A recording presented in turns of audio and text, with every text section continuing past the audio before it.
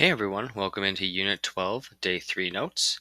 Today we are going to be focusing on solving systems of equations by substitution, including special cases. So we're going from solving with graphing to now solving with substitution. So let's get into it. Our steps, we have 6 of them for solving a system of linear equations by substitution.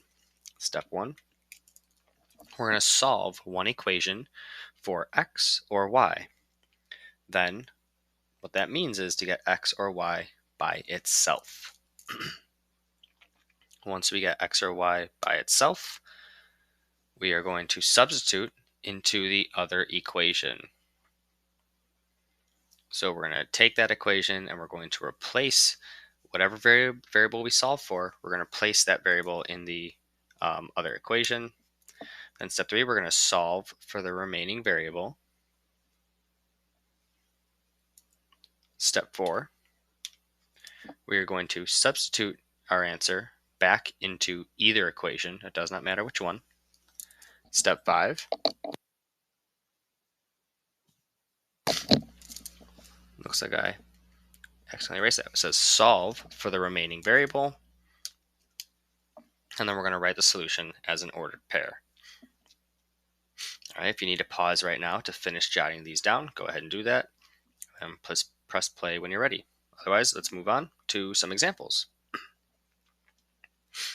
So, solve each system of linear equations by substitution. So our first steps, right, says to solve one of the equations for x or y. So we see that our second equation is already solved for y.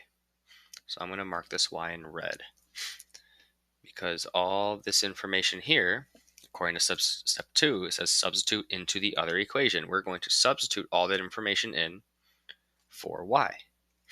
We're going to replace that right there. So we have 2x plus, and instead of y going there, we are replacing that with what y equals, which according to the second equation is x plus 3. And then we're going to finish writing that initial equation. So if you can see, we had in this top equation, we had 2x plus y, but we replaced y with x plus 3. And then we have equals 6. Okay, so now we're going to go ahead and solve. Technically, there's a positive 1 out here that we need to distribute in, which won't change anything, so we can just drop the parentheses. And just like step 3 said, solve for the remaining variable. Well, the remaining variable is x. So we just do some algebra here, working to completely isolate our variable, and we get x equals 1. If we go back to our steps, it says now substitute this answer back into either equation. So we have x is 1. It does not matter which equation we choose. We're going to substitute it back in. Because we're solving for y, I'm going to choose the one that already has y by itself, which is x plus 3. So we are replacing that x with 1. And 1 plus 3 is 4. So there's our solution. There's our coordinate pair. We got x is 1 and y is 4. Let's take a look at example number 2. So in this example, again, y is already by itself. It's equal to all this information. So we are going to replace this y with 2x minus 1. We have 5x plus, now there's a 3 coefficient for y, and instead of y going there, we are replacing that with 2x minus 1. And then we have to finish the rest of the equation. It says equals 8. Now we go ahead and distribute 5x. Now we have plus 6x because we distributed 3, minus 3 equals 8. 5x plus 6x is 11x. And now we go ahead and add 3 to both sides. Finish up with the algebra here. Isolate x, and we get x equals 1 again. Now again, we're going to take this and we are going to replace x in either equation. So again, it does not matter which one, but strategically I am choosing this one because y is already by itself. So we won't have any extra solving to do. We are replacing this x with a 1. So 2 times 1 is 2. We get y equals 1. So our coordinate is 1, 1. Okay, let's go to example number 3. This time, the variable that's already by itself is x. So we are going to replace x this time with 2y minus 3. So we have 5, and then we are replacing the x with 2y minus 3. Minus 4y equals 9. Now we're going to distribute 10y minus 15 minus 4y equals 9. Combine like terms, 10y minus 4y is 6y plus 15 to both sides.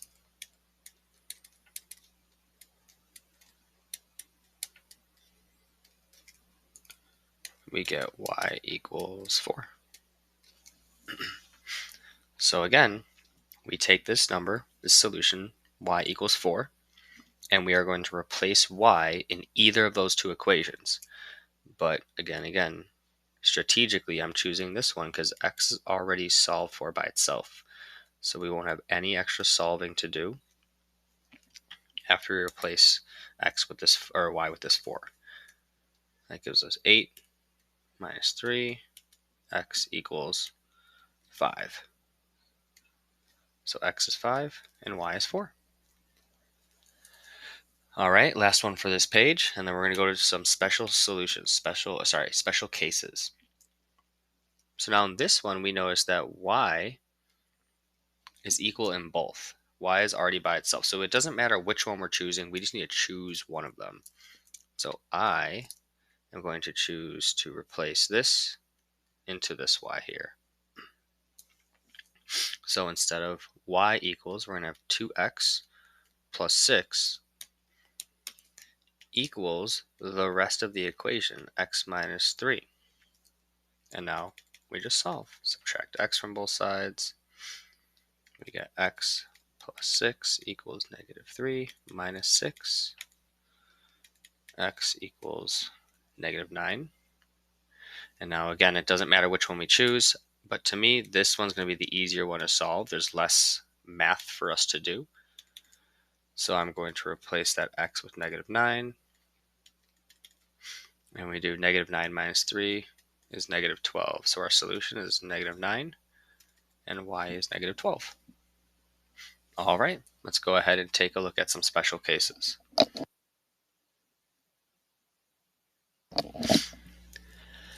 Okay, solving systems of linear equations by substitution, including some special cases.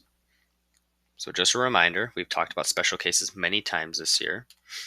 When the variables cancel out and you get a false statement. For example, 5 equals negative 10. This is a false statement. Then the system has no solution. When the variables cancel out and you get a true statement, such as negative 2 equals negative 2, then the system has many solutions. All right, let's try a few out, and we'll give you some time to try some on your own after.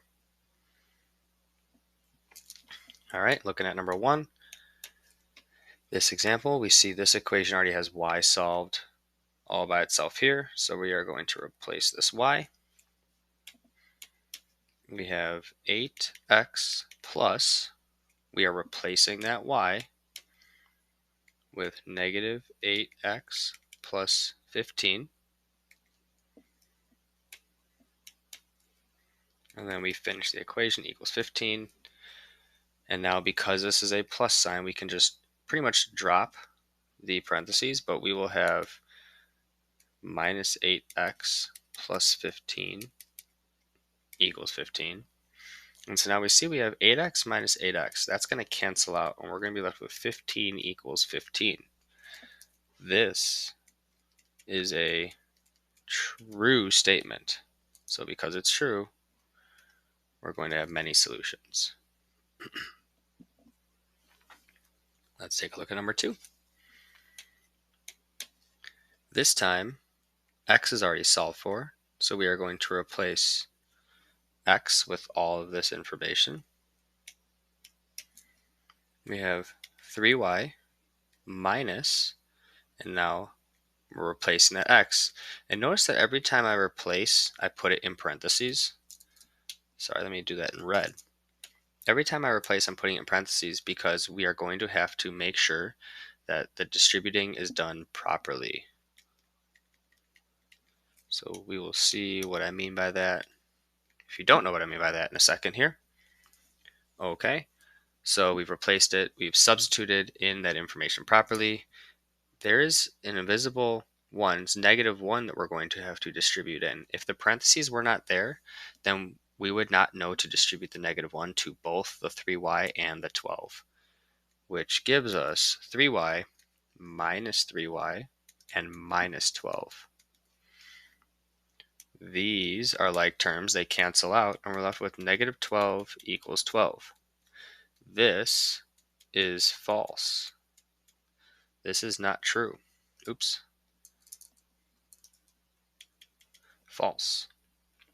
This is not true. -12 does not equal +12, and therefore we have no solution.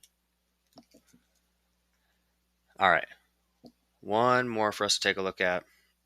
Let's take a look at number 4. So if we notice they're both solved for x, but before we start and just jump into solving everything, let's also take a look at the fact that to the right side of the equal sign, we have 2y minus 8. And the other equation, we have 2y minus 8. So both of these equations are exactly the same. Let's note that.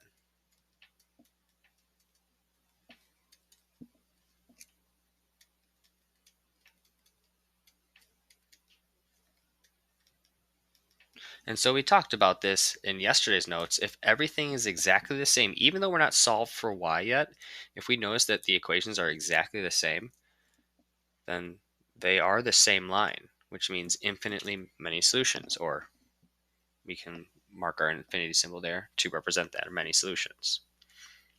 Okay, so just take a look at that. There's one more example that's kind of similar to what we talked about yesterday, and this example we did right now. So take a few minutes to do 3, 5, and 6. Come back. We'll see how we did.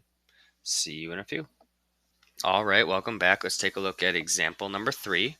So in this one, we are replacing y right here with 2x minus 7, and we have a -2 that we need to distribute in, which gives us -4x and +14. 4x minus 4x cancels out. We're left with 14 equals 3. That's false, so we have a no solution. Number 5, if you went through and solved it all, you should get the same thing, no solution. But if we take a quick look, it's y equals, so this is the same. Our slopes are the same. The only thing that's different is our y-intercepts. And we talked about yesterday in the notes, if the slopes are the same and our y-intercepts are different, then the lines will be parallel and there is no solution. And then number 6, we are replacing x with this one. We have to distribute a 3 in.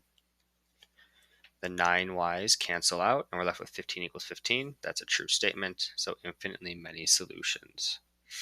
Okay, that is all for today. You all did a fantastic job. Please reach out to your teacher if you have any questions. Other than that, peace out. Have a great day.